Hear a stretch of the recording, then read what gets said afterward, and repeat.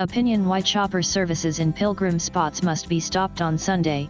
7 people, including a 2-year-old, died when a chopper operated by a private aviation company carrying Chardam pilgrims from Kedarnath crashed near Gaurakund in Rudraprayag district on its way to Gupt Kashi. Initial indications are that it also happened due to poor visibility caused by bad weather. There are predictable and possibly even true suspicions about maintenance issues and cutting corners when it comes to passenger safety. On May 8, 6 people including the pilot were killed when their helicopter crashed into a hillside in Uttar Kashi when flying from Dehradun to Harsil.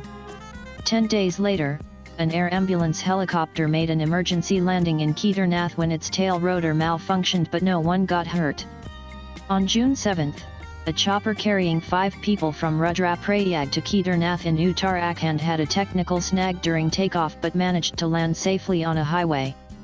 It is not surprising that the Uttarakhand Chief Minister has halted all helicopter services in the state for 2 days. However, what he said raises fresh concerns.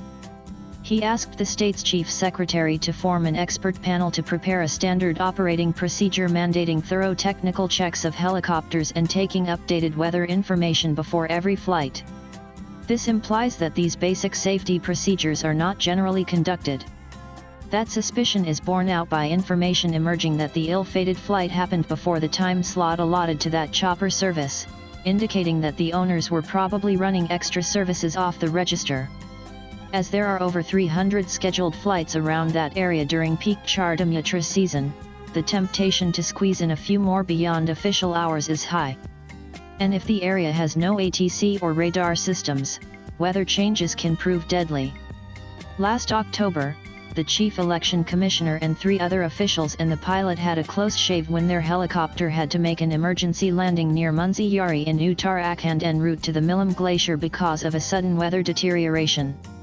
Exactly 2 years before that, in 2022, another chopper belonging to the same company whose helicopter crashed on Sunday also came down 2 km from Kedarnath, killing 6 passengers and the pilot. So, can rigorous checks really ensure safety? When India's first Chief of Defence Staff General Bipin Rawat and 13 others died in a crash in the Nilgiri Hills 2021, they were aboard a Mi-17 Indian Air Force helicopter, not one operated by a private company. And yet, even with 2 very experienced IAF pilots at the helm, their helicopter hit a tree and flew into the hillside just minutes from its destination, the Defence Services Staff College at Wellington. A tri-service court of inquiry examined the evidence of the flight data recorder and concluded that it was a controlled flight into terrain CFIT. That means the pilot was in full control but crashed the chopper because of faulty situational awareness. The aircraft strikes the terrain. The helicopter was apparently flying at a lower than expected altitude when it entered a rolling cloud bank that reduced visibility to the extent that it hit the hillside while engulfed in it.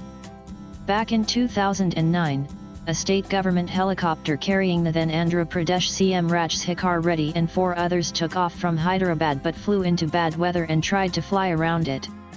The pilots decided to turn left after crossing the Krishna River but then had a problem with the oil pressure as it flew over the dense Nilamela forest area.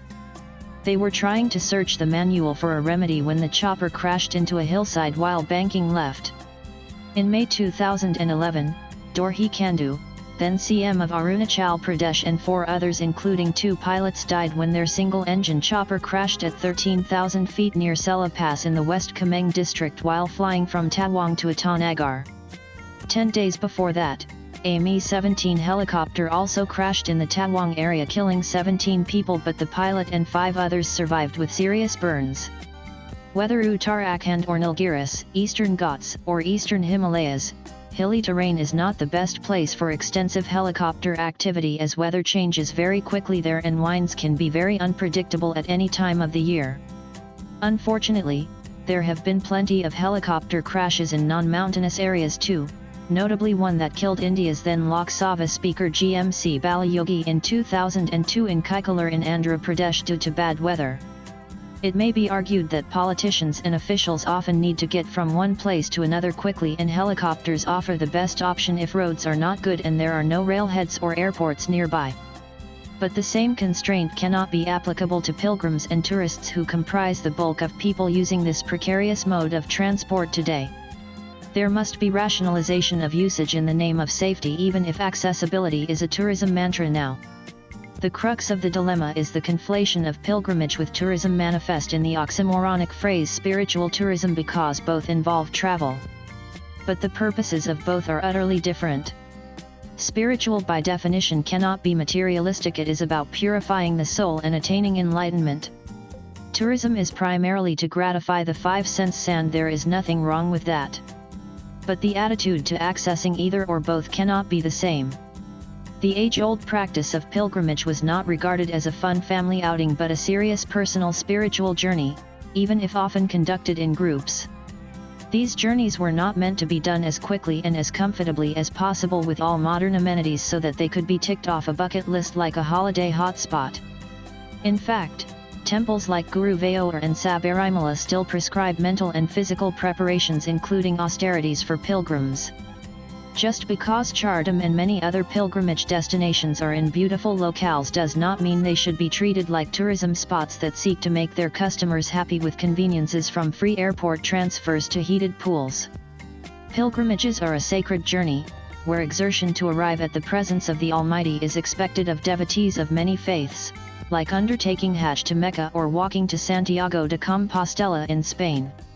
Unlike many faiths, there is no extra merit in going on a pilgrimage. For Hindus it is a personal choice.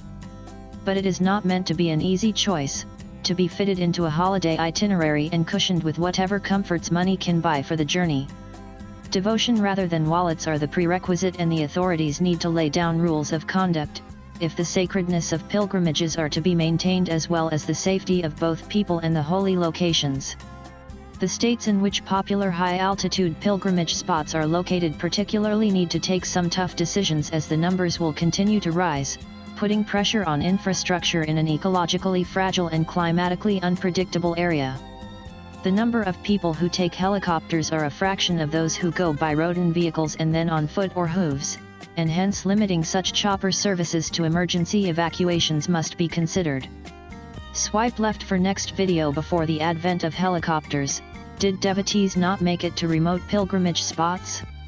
Ensuring private helicopters are not taking dangerous liberties with the rules is next to impossible, given our Indian propensity to cut corners. However, good roads, adequate rest and recuperation facilities, efficient hospitals, and provision for wheelchairs should enable thousands of pilgrims to make it to these places and provide many more jobs for locals too. The author is a freelance writer. Views expressed in the above piece are personal and solely those of the author. They do not necessarily reflect NEWS18's views. Latest blogs.